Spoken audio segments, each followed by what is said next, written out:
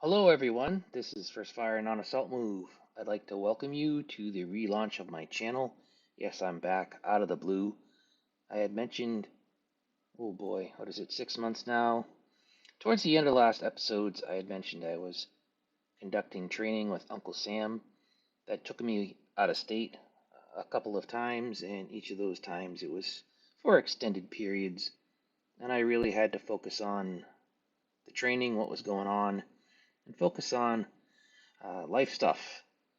For that reason, I wasn't able to focus on the content for the channel, and it's unfortunate. What I regret is leaving the way I did, and I apologize up front. I didn't have a closeout episode or a heads up episode that I was going to be away for an extended period of time, and I didn't handle that very gracefully, and I hope you can forgive me and come back on to the channel and watch some new content that I'm excited to put up. So I'm working with a new noise cancellation headset. I don't want to admit what I spent to purchase this headset. It's a Bose noise cancellation headset. And originally I was working with a mic, but my PC, which is a beast, it's great with performance, but it's loud, and the mic was picking up all the background noise. And then I was using a work headset, and the audio wasn't that great, but it was passable. I hope this headset works well as far as audio goes and the capture. Something's going on with the clicking and picking up on the display. So what I had in mind for the relaunch was to finish up War in the East 1 and then introduce some other PC games. But what I'm really excited about is bringing some board game content to the channel. I talked about that way back when I first launched the channel.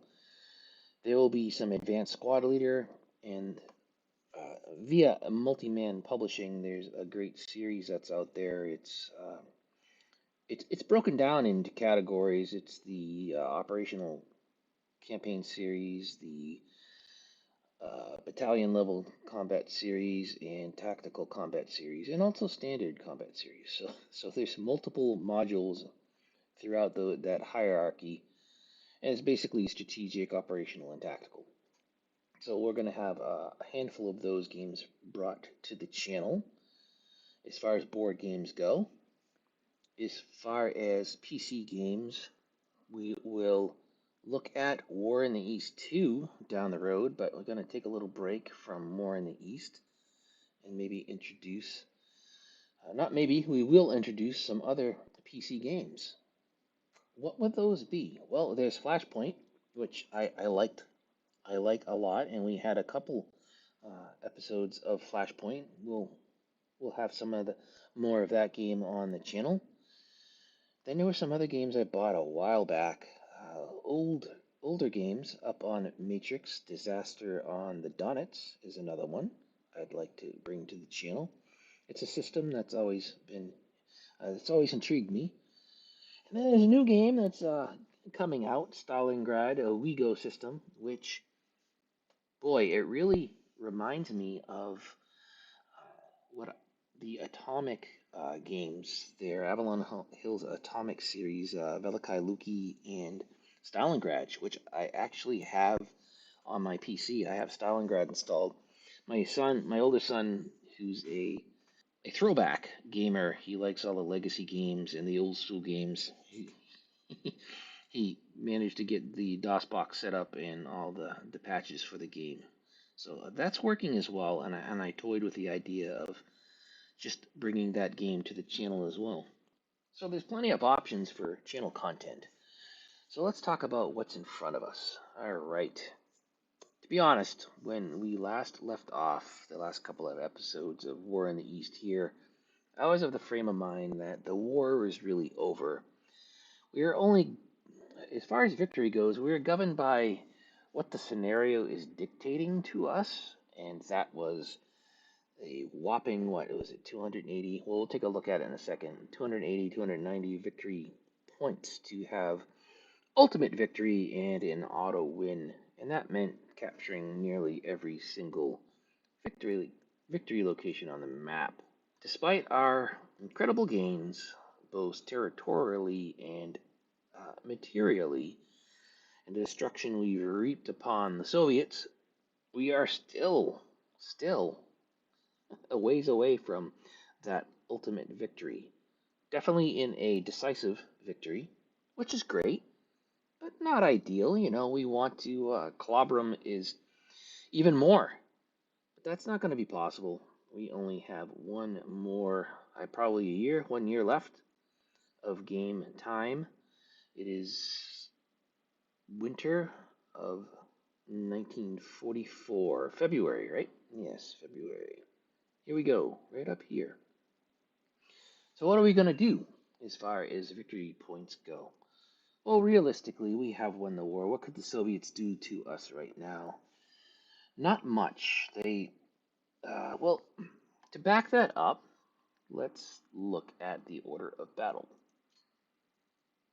This is just a recap. All right, the Germans are at 4,218,000 manpower pool. And what is so marked about that is that we now have a greater manpower pool than the Soviets do. The Soviets have 3,614,510 total manpower pool, representative. They're not all trigger pullers, but that's their manpower pool. And the Germans have 4 million. So yeah, 400,000 more. So that's just totally game changing. The Soviets aren't going to do much now at this stage in the war and the condition they're in. As far as guns go, the Soviets were, even to the point where we had catastrophic losses to them, Titanic encirclements, they still had an incredible amount of field pieces. But even those have been reduced quite a bit. We're only like, what, 20,000 away from their total? And tanks, look at that. Soviets have always had more tanks, but we are almost neck and neck with armor pieces. And planes, they're always going to be a lot higher than us. That's significant difference, obviously, 20,000 versus 3,000. However, the impact it has in the game is not significant. So we're not really worried about that. So that is the order of battle. And the condition the Soviets are in, and likewise the advantages the Germans have right now. While we're here, we have 10 Panzer Corps. 9 of those are with Army Group Center, and one of those is with Army Group South. And Army Group North has no Panzer Corps attached to them. And that was because of the flow of the operations that took place in and around Verozhny and then Moscow, which started out around, if you can remember, the encirclements around Kaluga and Tula, and then just pushed east, further east, and then north and east, and then even directly north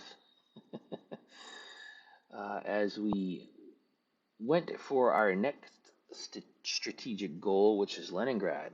And this is where we ended up. The Germans really are in desperate need of rest and refit. They're on the tail end of February after fighting constantly throughout summer and fall.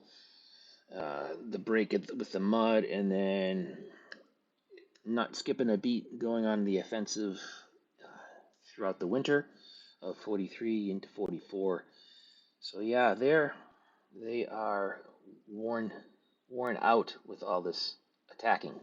With that in mind, what are we going to do from here on out as far as the tail end of the winter offensive? Not much more.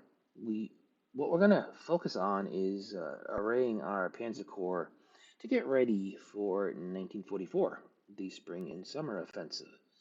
And what that will mean is extricating these Panzer Corps here and doing some reassignment, We're going to leave enough combat power, at least as Panzer Corps are involved, to seal the deal with Leningrad and take Leningrad, and just dress the lines up up to probably, I would say, yeah, maybe this line here, where the Finns have been waiting oh so patiently year after year for the Germans to get to this point.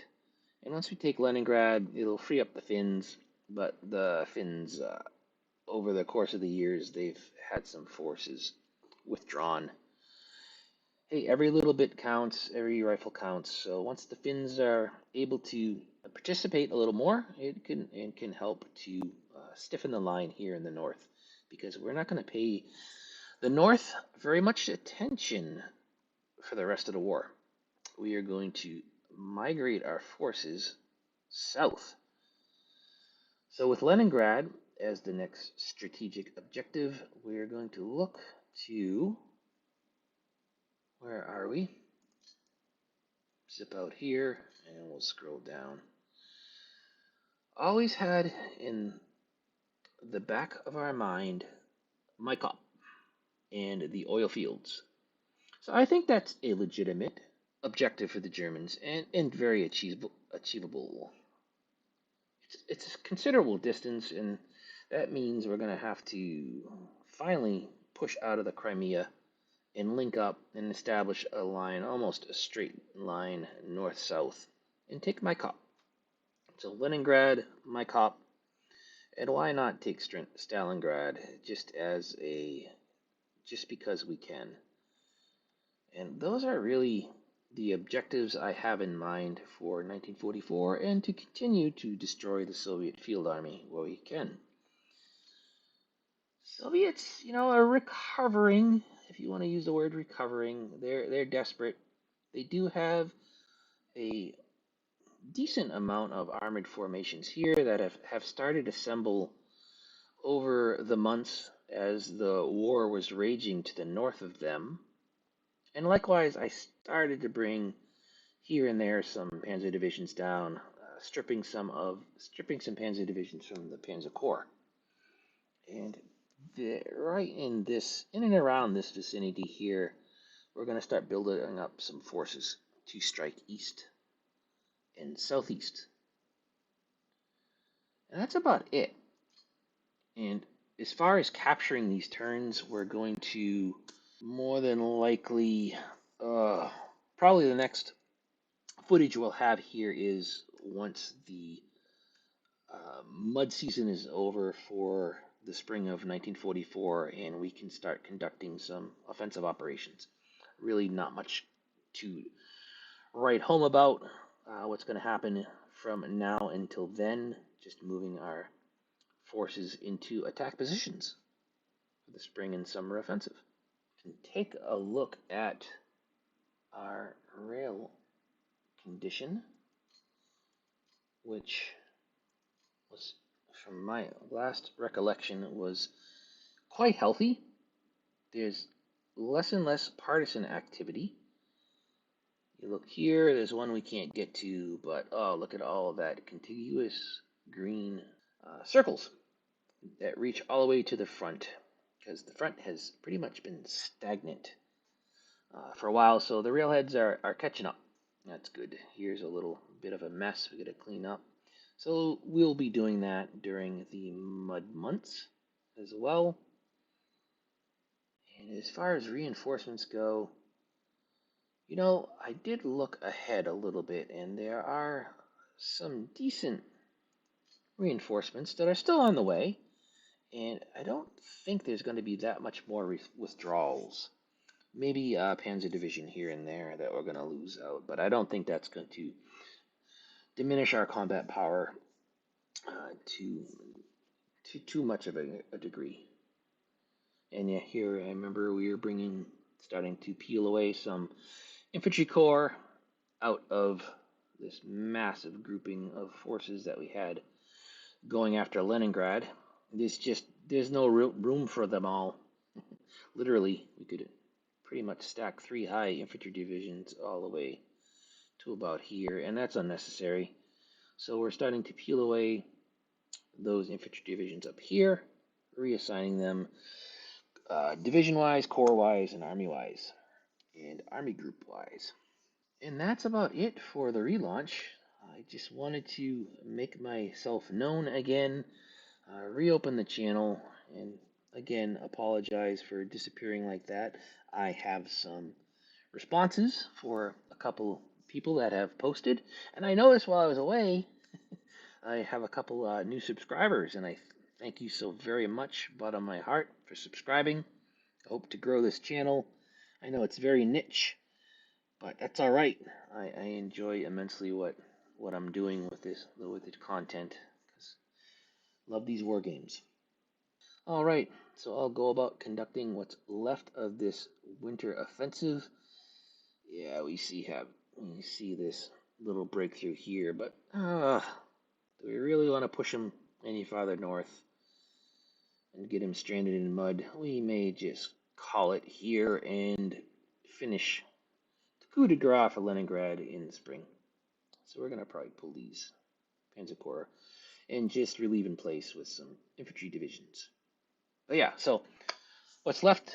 Finish up what I can while I can still move before mud hits. We'll do those moves and we'll come back with some springtime. Yes, and here we're second week of February up here in New England, and it you know it looks like outside kind of what it looks like here on the map. Pretty cold, lots of snow. Yeah. All right. Well, it's my pleasure to relaunch this channel, and I look forward to getting back to it. Thank you. This is First Fire and Nana Self Move out.